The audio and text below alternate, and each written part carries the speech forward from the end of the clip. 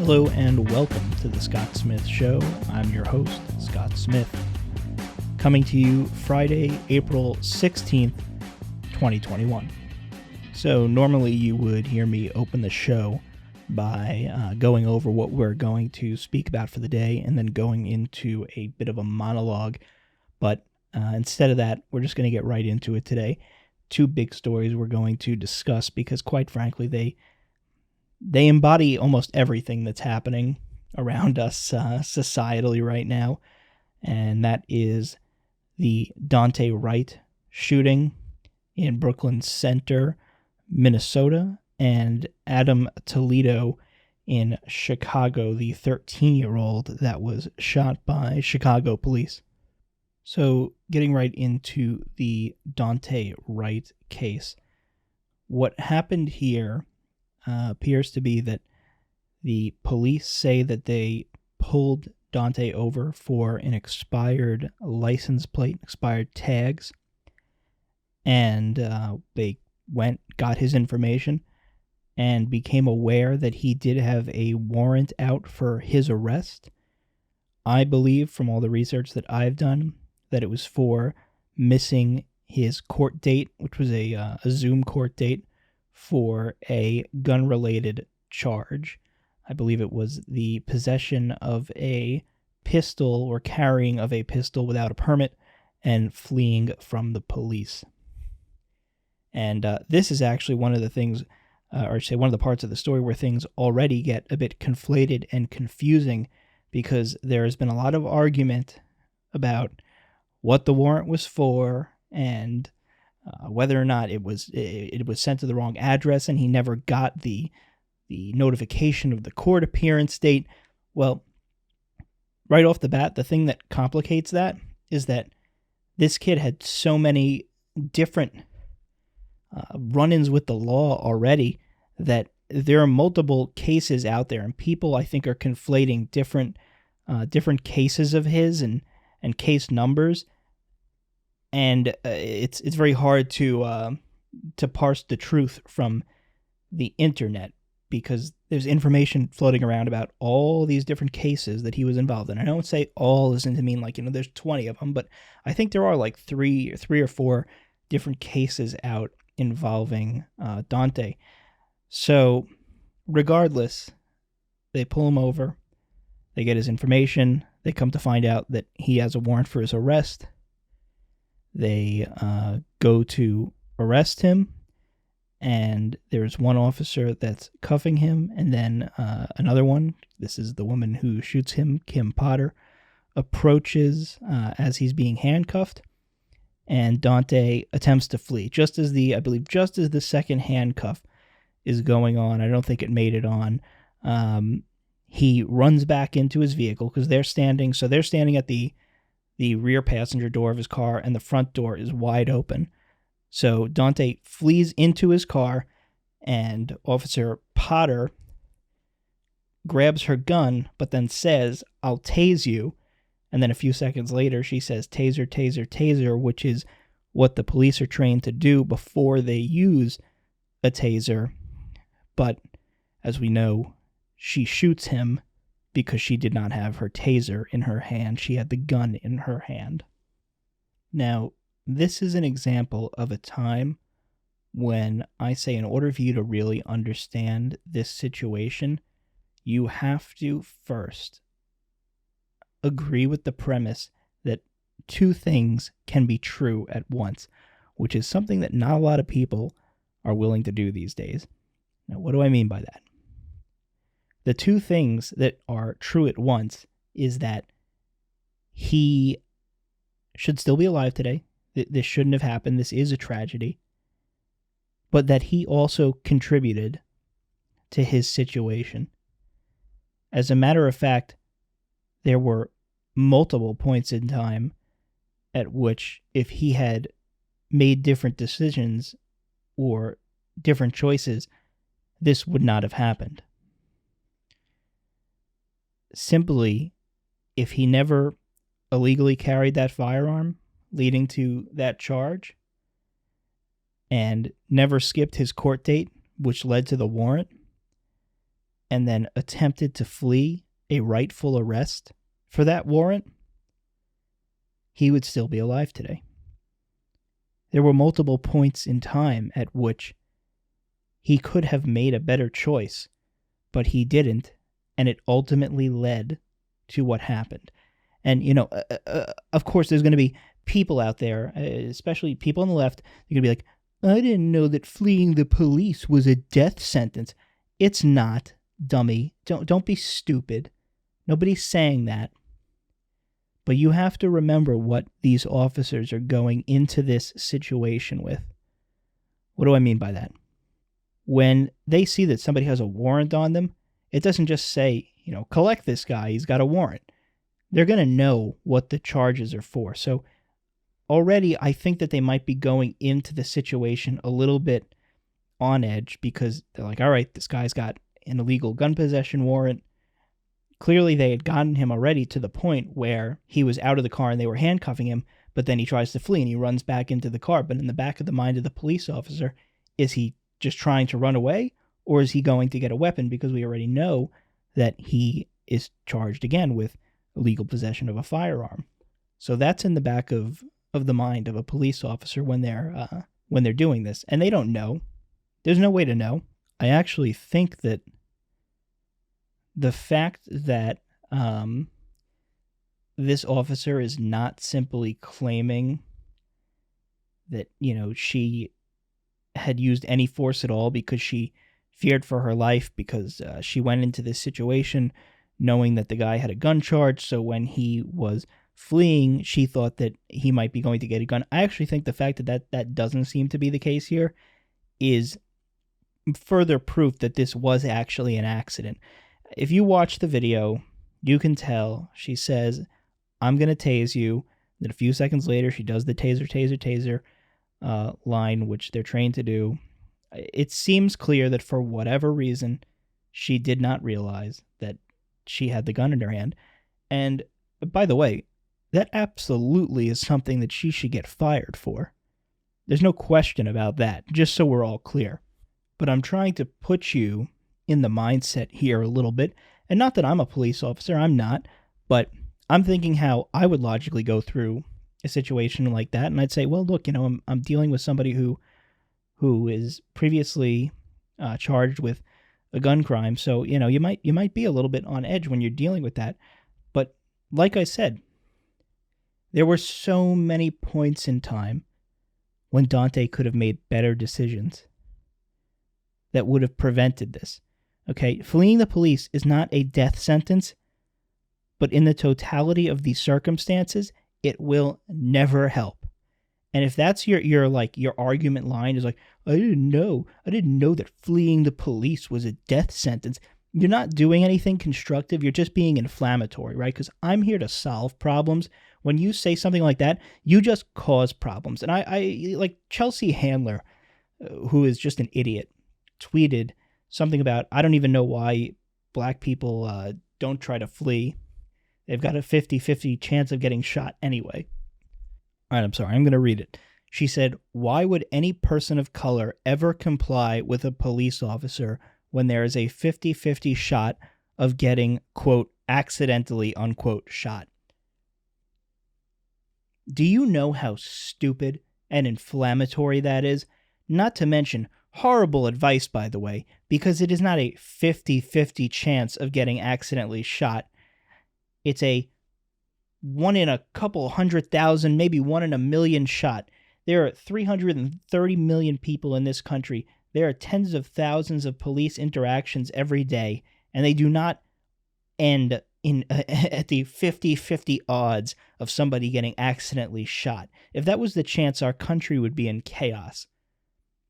So this is a pretty ridiculous tweet, because you know what? Somebody out there might see this and be like, you know what? She's right. Why don't I try to flee? What's the difference? I'm going to get shot anyway. And you know what? She might cause, if somebody sees this and goes along with this and tries this, she might actually be the reason why somebody else gets shot. I don't know if Chelsea Handler thinks of that before she tweets these inflammatory, ridiculous tweets, but nonetheless, here she is doing it. And speaking of inflammatory tweets, We also have Rashida Tlaib saying, "It wasn't an accident. Policing in our country is inherently and intentionally racist. Daunte Wright was met with aggression and violence. I am done with those who condone government-funded murder. No more policing, incarceration, and militarization. It can't be reformed." And this is a trend all over Twitter. Very popular left-wing figures are all saying it wasn't an accident, it wasn't an accident. They're making fun of how could she not know the difference between a taser and a gun? The cops, oh, it's a cell phone, that looks like a gun. They shoot somebody for the cell phone. Oh, it's Skittles, that looks like a gun. You've never done the job. You don't know what it's like to be in a high-stress situation like that where you think that somebody might be about to take your life. And I would challenge you to find me more than maybe one situation a year, if that, where someone gets shot by the police in a way that they just completely didn't contribute to it at all. They didn't not comply. They didn't flee. They did every last thing the police said, and they got shot. Seriously, maybe there's one case where that happens per year. But in almost all of these cases, the person didn't help themselves when they did whatever it was that they did. And again, that does not mean it's a death sentence. But the only alternative is for you to say, all right, I'm just okay with cops getting shot sometimes. That way, people who flee, who sometimes do, by the way, shoot the police, because that is the reason why they fear this, is because when people try to escape and they have a history of gun violence, sometimes, they do try to shoot them. That is the reality of the situation, okay? Even a little bit of an anecdotal thing. My own father, and in case it's not obvious, I am very white. My father, also white, when he was much younger, was pulled over by the police, and they got his information, and the cop just came back to the car with his gun drawn, and he said, "I need you to step out of the vehicle." And my dad had no idea what this was about, but he did everything the cop said. Didn't deviate from one action that was given to him. He got arrested. They got him back to, I guess, the booking area. And, obviously at this point, my dad had time to express his confusion. And as it turns out, there was someone with the same exact name, near the same age, very believably could have been my dad, who was wanted for a very serious felony. And the police did clear it up quickly, and they got him out of there, and they apologized about the situation. But notice that my dad did not try to fight them on the side of the street, even though he knew for 100% fact that he didn't do anything. Nobody had to teach him that. It's just common sense. You are never going to win in a side of the street battle with the cops, so just don't try it. The other thing that I want to know is, where are the parents? Daunte Wright has a troubled past. He has several cases pending, some for drugs, whatever. I know people argue about the significance of that, so I'm not even going to talk about that. But he also has one that I found out about online, where he robbed a woman at gunpoint over $800. $800. He tried to rob a woman at gunpoint. There's a mugshot. Where were the parents? Everybody's feigning outrage, but nobody ever asks the questions that will actually solve these problems. Because you know what? Things will happen again if you don't get to the root cause. And the root cause here is, what caused this child to go down the path of guns and drugs and armed robbery? If his parents loved him so much, and I don't doubt that they do, because you can see the emotion, but where were they in this process? What was going on that led him to this life? And we don't ask those questions because, you know what? Those are tougher to solve issues. But you know what's really easy? to just go on TV and be like, it's more racist police. The police are racist. Everything is racist. White supremacy, this, that. The country is racist. Policing is racist. It's systemically racist. Abolish the police. Defund the police. ACAB. All this garbage. That's easy. What's hard is asking the parents, what led to this? What made your child go down this path? And you know what? If we ask that question of every person that this happened to, and we found some sort of common thread, maybe we could actually do something about it. But that's not what we're going to do. That's not what we're going to do. We're going to turn it into a racial thing. And by the way, there is no way, I'm putting this out there right now, this has zero to do with race. I don't even want to hear about it. If you watch that body cam footage and you come away with it thinking that this has anything to do with race, you're lying to yourself. It was very clearly an accident to me from watching the footage. You can almost tell in her voice when she says, "Oh, I shot him." I think she regretted it almost immediately because she realized what she did almost immediately. I really truly believe that it was an accident, and I know that this wasn't racially charged.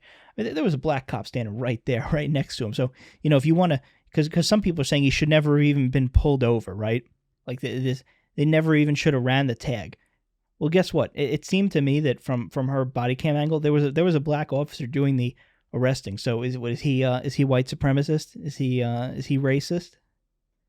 I don't think you're going to argue that. Although some people do. Some people actually do try to make that argument that black cops are racist and perpetuate white supremacy. But let's try to stay somewhere in the real world with this conversation.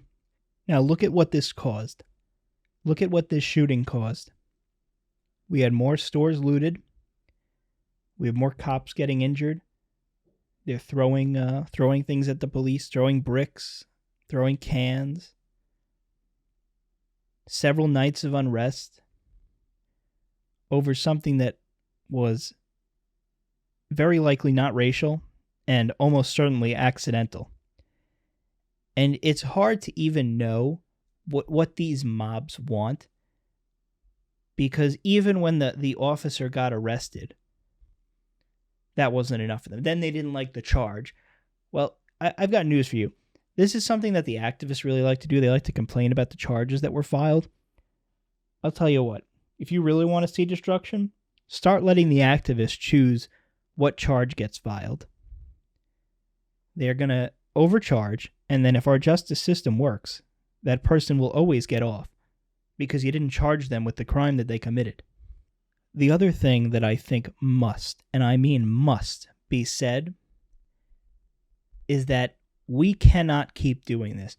We cannot keep on this path of every time, and I say every time, it's really not very often that this happens. Again, 300 plus million people in this country, tens of thousands of police interactions every day, and we've got probably less than 5 cases, maybe honestly 1 or 2 where there are even questionable shootings happening per year. But nobody is willing to talk about that. Nobody's willing to talk about the fact that there is an inherent risk to everything in life. You remove all police, then there's a 0% chance that somebody's going to get shot by police, but there's a 100% chance that other negative things are going to happen. Crime will go up. People will get shot just by other people that aren't the police. So I'm not saying that we need to accept anything less than the best that we can do, but please understand that when this happens, we should honestly be amazed that it happens so infrequently in as large of a country with as many police and as many citizens. Again, it doesn't mean that we shouldn't strive to be better and work on reform. I believe in there are some police reforms. I think there's no excuse for any cop not to be wearing a body cam. That's one thing I can think of off the very top of my head. But regardless, not an excuse to say we shouldn't get better. But even if you compare to police across the world, there's these TV shows about I used to watch about what to know when you travel to foreign countries, and there are some countries where the police, it's just known the police are corrupt. Like the police are in with like people who own nightclubs and strip clubs and stuff like that, and They'll come shake you down for money. Like this is just a known thing. I remember one of the people I watch on YouTube. They could bribe his way out of speeding tickets in Switzerland or something like that. It's crazy. The police are so outwardly corrupt, like to the point where they're documenting it on television shows across the world, where people get shaken down for money. Like people actually have to take money out of their pocket and give it to these cops. We don't have it that bad.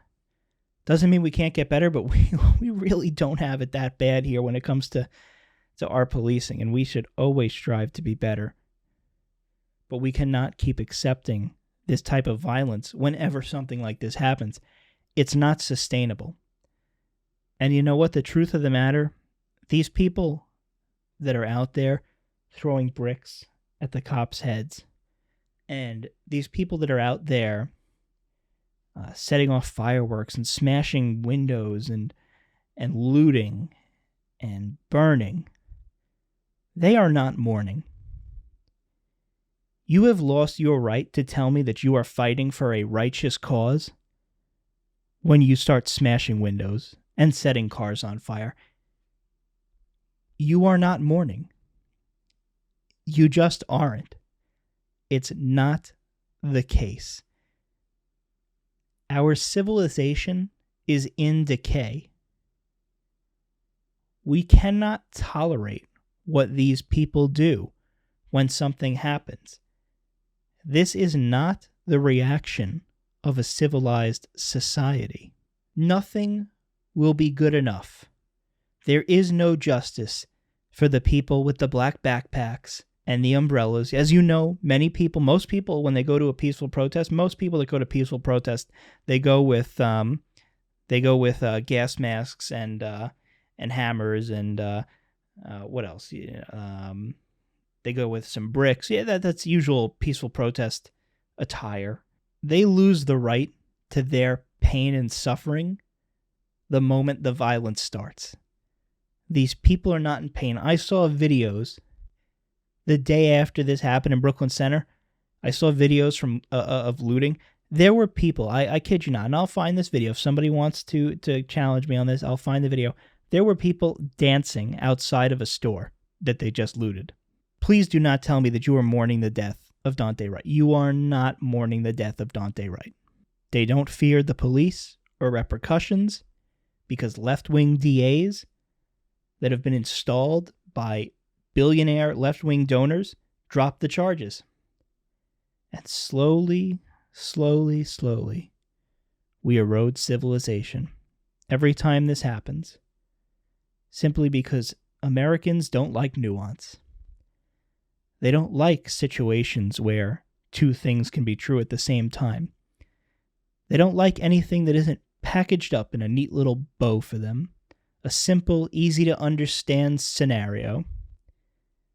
That's not how life works. Every once in a while, a story really is as simple as, that's not right. The George Floyd case. Easy. No matter what you have to say about that. There was no need for his knee to be on the guy's neck for as long as it was. It just isn't necessary. There is no defense of that. But you know what? In this case, there are some understandable circumstances that led to this situation. But people aren't willing to accept that. It's just, nope, it has to be racial, and Al Sharpton's going to get involved, and Ben Crump, the race hustler that he is, he's like an ambulance chaser for police shooting cases, and he just goes around the country and inflames, and he collects money, and he just keeps on chipping away, and he encourages the protesters, which encourages riots at night, and he keeps chipping away. And I really think that he just wants to see a full-on race riot, because that man is a race hustler. He profits off of all of this. Every time Ben Crump speaks, he inflames the situation. He just makes it worse. And I want to remind you just one more time, the people that are screaming F12, they're not mourning, they're not in pain. They want an excuse for destruction, and this is what they choose. Those people are not mourners. Another problem is that our criminal justice system doesn't really respond well to tragedy or accidents. Our criminal justice system does it really well with intentional acts, but things that are accidental, we don't really have much of a good system for those. So people feel pain and they want, accountability, but in some cases there is no accountability to be had if there was no intent. And right now, we're living in two different worlds. Personal responsibility versus nothing matters. The people that can understand that Daunte contributed to his situation versus none of it matters. The cops can't kill it. No, there's no justification for the cops killing anybody ever. It can't happen ever. Well, then, you know what? You don't want the police. Either just admit what you want then. Either say you don't want any police at all, or you would just prefer it if we made it policy that cops, when confronted with a situation, they can't have guns. They're just not allowed to do it, and we would just prefer it if the police would sacrifice their lives every single time that they encountered a dangerous situation. Now, what else? You have the mayor of Brooklyn Center, who was woefully unprepared. Every single time they did one of these press conferences, oh my God, they let activists in, people shouting ridiculous questions. And I remember one person asked, will you immediately and unequivocally ban armed police officers from doing traffic stops? And the mayor actually said that he does not think that police need guns for traffic stops, for the routine traffic stops. Well, first of all, if that even comes close to a policy, I hope that every single officer in that department quits, and I'm sure that they will. There is no such thing as a routine traffic stop. You could pull somebody over for speeding, give them a warning, and nothing happens. You could pull somebody over for blowing a stop sign, and you come to find out that they've got a felony warrant for robbery, armed robbery. And then you've got to deal with that. You've got to arrest that person. I think most cops will tell you that traffic stops are one of the most dangerous things that they do. It's a situation that they go into with absolutely no knowledge of what can happen. None. The last thing I want to note, people call for change all the time and reform. But every time this happens, every time a tragedy like this happens, do you ever notice that it's in a completely Democrat-controlled area? People talk about federal legislation all the time. It's a lot easier to get something passed in your state house. And that will affect literally all the cops in your state. So for people wondering, why isn't there this, why isn't there that? Ask yourselves this. And these politicians say, oh, we need change. Well, why didn't you change something? You're in charge. You're literally in charge of everything. All these areas, it's all Democrats in charge. If you wanted to pass a police reform bill, why didn't you do it? Even at the mayoral level, he was, the city was in charge of the Brooklyn Center Police. They could do anything they want because they have direct control over those police officers.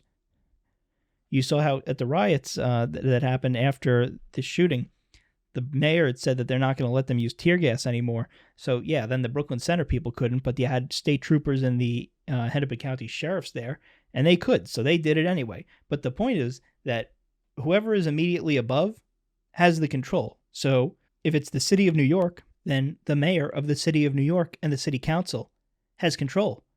So if you live in an area where you want reform, and your mayor or your city council or your county executive, and that's all controlled by Democrats, and they haven't done it, well, you can ask why. Because they could do it any time they want. I understand people's desire for federal legislation, but the people that you demand change from already have the power to change things where you live. So why aren't they doing it? I'm going to get into Adam Toledo now. This is the case of a 13-year-old boy that was shot to death by police in Chicago. Another tragic situation that, if you're being honest with yourself, is justified. Now, what happens here? So, a little bit of the backstory. Somebody called in for gunshots, I believe, and also in Chicago they have a shot spotter system, which is, I believe it's microphones placed throughout the city, and they detect gunshots. Imagine having to live in a place that literally had to invest in technology to put microphones all over the city so it could notify the police of gunshots immediately. But that's besides the point. That's basically how the system works. It's microphones all throughout the city. They detect gunshots, and because there's so many of the microphones, it can triangulate where they came from. Police respond. They run out of the car, which good on the police. I mean, they quick response time to a shooting. And it looks like he pushes the first suspect to the ground, but he sees that this 13-year-old kid has the gun.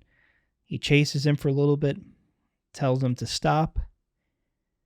In the split second before the cop shoots him, and the cop's telling him to put his hands up, in the split second before the cop shoots him, he tosses the gun behind him and then puts his hand up.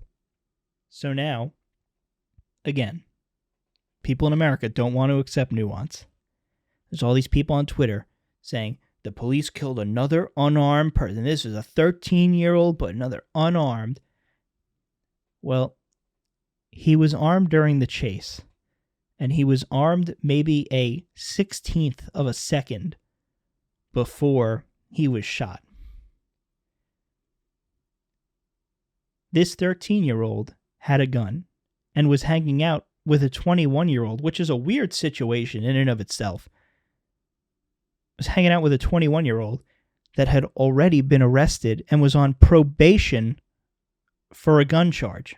So basically, the cop tells him to put his hands up.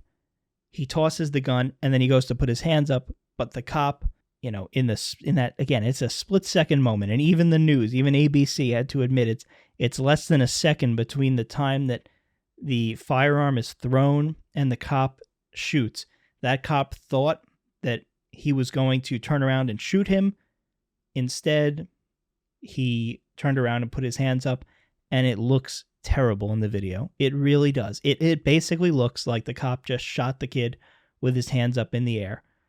But you have to take everything into consideration. He did have a gun.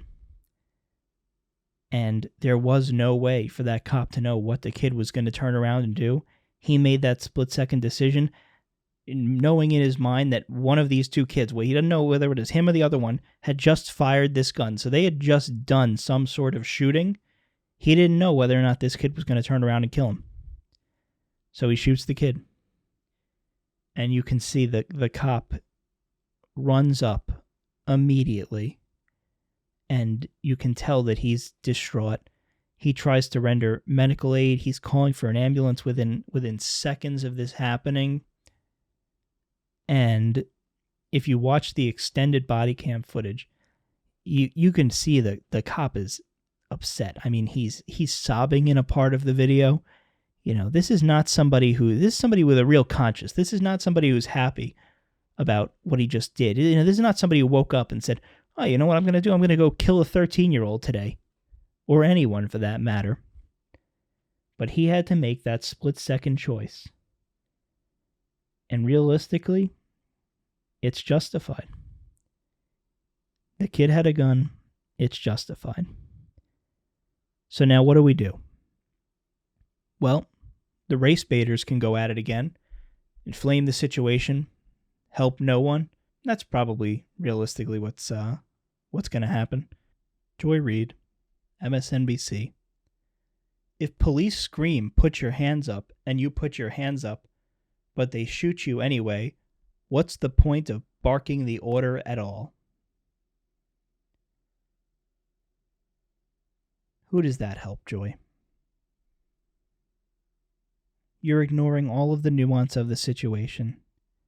You're ignoring the fact that the kid did have a gun.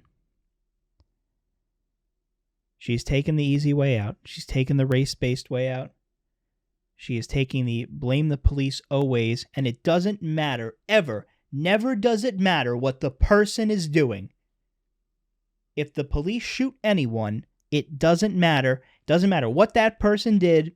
It's not justified. That's basically the way these people work. And You'd have to be, in this case, you can't even have a gun to have a justified shooting right now in the mind of Joy Reid. That's how she's thinking. And this is all over Twitter. And these people, these emotional leftists on Twitter, they say things like, he had his hands up, compliant, no weapon in hand. All right. Yeah, his hands were up, okay? He had a weapon in his hand. The cop shot him about a split second after he dropped it. What would you do in that situation? You're chasing me down an alleyway. You can see I've got a gun in my hand, and training and data shows that if you're chasing someone with a gun, your eyes, you're fixated on that gun because you want to know what happens. And you're saying, put your hands up, and you see me kind of sort to start to lift my hands, and what do? You know that I just fired the gun a few blocks away. Do you chance it and hope that I don't kill you? Or do you shoot me in the moment? You've got half a second, probably less than half a second to decide. So all these people saying he had his hands up, there was no weapon in hand. They're being intellectually dishonest, and they're not accounting for all of the other factors that contribute to what that cop decided to do. And like I said, the cop isn't happy about it. There are reports that have come out. I heard Sean Hannity mention that he had a source that knows the person directly, said he'll never be the same. The guy can hardly live with himself. But as I said, it's a justified shooting. And here's the tough part. You ready for this? Here's the part that nobody is ever willing to ask. Because the parents said this too. The parents said he was unarmed when he got shot. And yeah, he was unarmed when he got shot by about a quarter of a second. That's about how long he was unarmed for before he got shot. Where were the parents? 13-year-old boy out 2:30 in the morning on the streets of Chicago with a 21-year-old who has priors. I know that not everybody has a perfect upbringing. I get that not everybody can be around all the time. But 2:30 in the morning, your child was out in Chicago. Where were you? I want to know, where were you? What were both parents doing that they couldn't have possibly accounted for their child at 2:30 in the morning, and he's roaming the streets of Chicago doing shootings with a 21-year-old who has priors? This doesn't work, folks. Doesn't work. Can't work like this. Can't have this happen. But guess what? If you just keep making it racial, never are we ever going to solve the problem. Because the first problem we need to solve is understanding what led this kid down this path. What led to him being out on the streets of Chicago at 2:30 in the morning with a criminal who was on probation for gun charges? How did Adam Toledo get there? I want to solve the problem. And race baiting doesn't solve the problem. It will do nothing but ensure that this continues to happen. Because we can't blame the parents. We can't, and not that I want to blame them, but not even blame. We can't even ask them a question. We can't even know what they were up to and why their kid was out. But until we get to the bottom of this, until we understand why there are kids in Chicago that are roaming the streets with guns, because he's not the first one. All right, kids kill kids in Chicago. Kids have killed cops. Kids have killed adults. Why does this happen in Chicago? Until we figure that out and solve that problem, and I don't care what, if it's education, and that could be a good thing here. He should have been at home sleeping, getting ready for school the next night, but school's out in the Democrat cities because the teachers' unions won't let the teachers go back to work. So no school. So maybe that was a contributing factor here too. What is going on? I can tell you that from what I have sourced online, it appears that this 13-year-old himself was potentially a member of a gang as well. And that is tragic. No kid should go through this. No child should live like this. But we're never going to solve the problem if we say, all police are racist, it's white supremacy. I'll tell you what, white supremacy didn't make him join a gang. If he did, white supremacy didn't put him out on the streets of Chicago at 2:30 in the morning with a kid with priors for gun charges. That didn't happen. That is not white supremacy's fault. It's not racism's fault. But something led to it. And until we figure that out, this type of situation is bound to repeat itself. So I want solutions, whatever they may be. We got to invest in policing. Let's do that. We got to invest in education. Do that. Childcare. Do that. I don't care what it is. These, I think, are justified things to spend taxpayer money on if it means that 13-year-olds won't be joining gangs and on the streets of Chicago at 2:30 in the morning playing with guns. But we won't do that. That's not what's going to happen. That would be a nuanced conversation. No, we're going to go with the easy story. We're just going to do it again. We're going to let the race baiters take hold. Maybe Ben Crump will show up at some point. And we'll keep repeating the cycle. Unless people start to speak up. You don't accept the narrative. You ask questions. You say, I recognize that this was tragic, but something led up to this. What can we do to solve the real problem? The media doesn't help. You ever notice if it's a white kid? It doesn't matter. Or if it's a white person, not so much big of a deal if an unarmed white person gets shot. And that actually reminds me that there was actually a time, because people say, show me a time when a cop ever accidentally used a taser on accidentally used a gun. Instead, it was a taser with a white person. Well, it happened in Pennsylvania. I don't have the exact details on me right now, but I did have the article. Somewhat recently, a cop actually shot somebody in a holding cell. Shot him with a gun, said it was the taser. White cop, white person. Nobody cares. Doesn't fit the narrative. You're not going to get clicks if a white cop shoots a white guy. You're not going to make money if a white cop shoots a white guy. So we don't run with that. But here's the thing. Because nobody knows that things like this actually happen, and by the way, it's not insignificant. It matters when it happens to anybody. But because the media only displays the story when it is a white cop and a black person, people have this distorted twist in their mind of what reality is. There are people that actually believe that this only happens to black people. There are people that actually believe that white people do not get shot by the cops, armed or unarmed at all. It's completely antithetical to the data and the truth. The truth is that this does happen to white people. But like I said, doesn't fit the narrative, doesn't make anybody money, doesn't get the clicks. So you never hear about it. And then, it happens to a black person. And they do another story. And now suddenly, you've got this idea in your head that police are running around America slaughtering black people, which is not the truth. I could run you a 24/7, 365 stream of traffic stops that just end normally. Because that's what happens almost 100% of the time. But if we cherry pick the few incidents, and we cherry pick the race of the people involved, and we present it, and that's all we present, you're going to distort the minds of the people in the country. We even saw this with the Stop Asian Hate movement. What happened with the Atlanta shooter, even though they don't even know whether or not that's race motivated. But you know what? Yeah, sure it is. That's what everybody... Yeah, it just is. Doesn't matter if it isn't. We're going to go with it is. Well, as it turns out, you do the research within different communities. This is from the Department of Justice. Black people most likely to commit violence towards other black people. Or black people are most likely to, be, involved in some sort of violent altercation with another black person. White people, same thing. It's another white person. Asians, though, it changes. For Asians, the most likely group that they are going to get involved with some sort of violent altercation, it's African Americans. But that's not good for the narrative.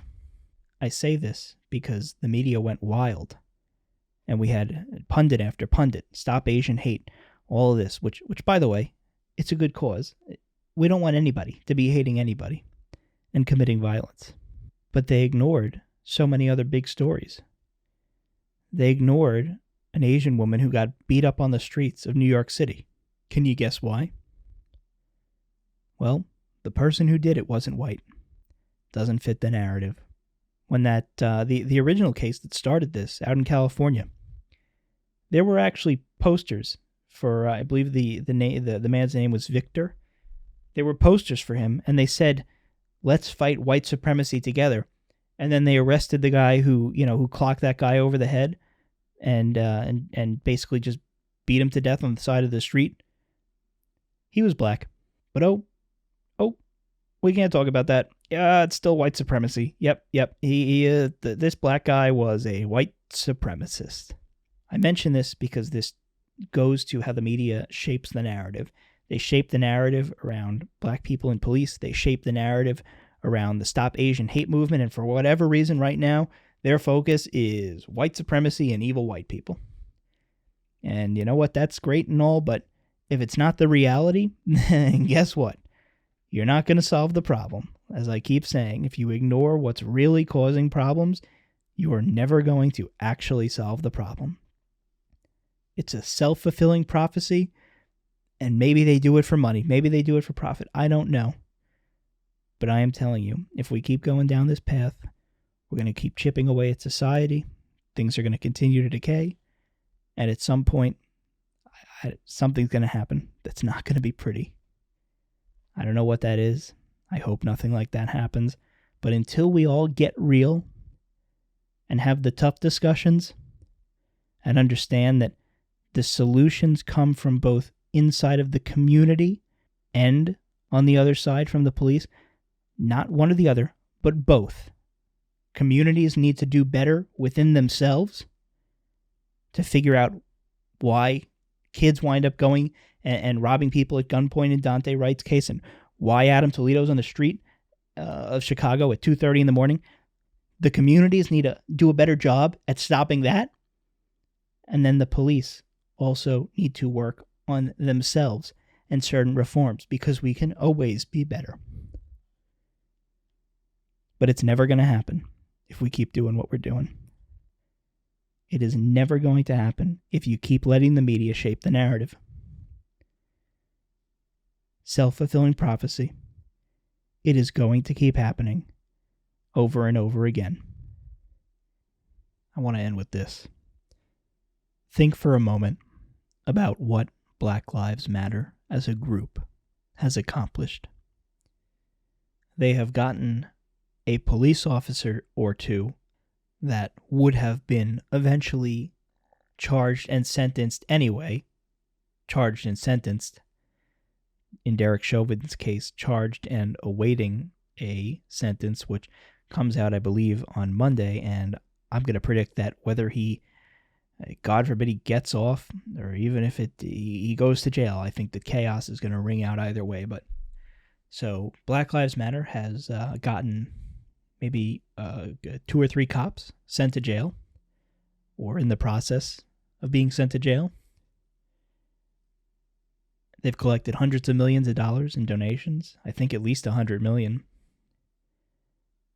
They've caused $1 to $2 billion in property damage. They've hurt minority-owned businesses, small businesses, women-owned businesses. It doesn't really matter who owns it. They've hurt people. People have died during these riots. People have lost everything to looting and burning and violence. That's what they've accomplished. They've also accomplished putting a radical, destructive, anti-American agenda into our schools that fundamentally seeks to undermine the one thing that would actually help solve the problem: the nuclear family, 2-parent household. Remember, I told you in a previous episode about the Black Lives Matter Week of Action, which was a teaching framework where they actually said that they wanted to destroy the Western prescribed nuclear family structure. They are teaching children Marxism. They are teaching children to hate America under the guise of Black Lives Matter, We are seeing anti-racism, which is actually just racism, being taught. We are seeing white kids being taught that they are oppressors and black kids being taught that they are oppressed, despite them not feeling that way before. But you know what? Now they might. So congrats. You've ruined that child. You've ruined any real interaction that those children can have, because now they're just walking around and the white kids are like, oh God, I'm an oppressor. And the black kids are like, oh, I'm oppressed. I didn't know this before. And well, that's what they're teaching them. And that's real. That's not fake. I know it sounds stupid because it is stupid, but that's what's happening in schools. We can thank Black Lives Matter for that. We can thank race hustlers for that, like Ibram Kendi. They do nothing good. They just keep chipping away at civilization. It's going to lead us down a dark, dark path. But what else? Have they accomplished anything that will prevent one of these tragedies from happening again? No. But they got a lot of donation money. And they got those 2 or 3 cops sent to jail that probably would have been sent to jail anyway. And they caused a couple $1 billion in damage.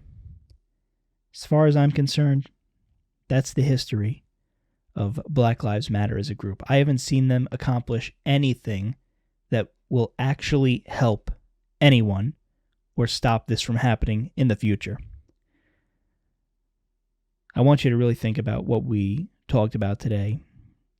Like I said, this is all a self-fulfilling prophecy. If you let the media control the narrative, if you let this keep happening, if you don't let people, if you let people escape having the tough conversations, this will only keep happening.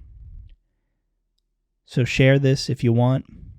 Tell your friends about it. Talk to people about it. Have conversations. Because if we don't have the tough conversations, I know I keep saying this, it will keep happening. That's all for me today, bringing you critical thinking, objectivity, rationality, and nuance, and rejecting hysteria and ignorance. I'm Scott Smith, and you're listening to The Scott Smith Show.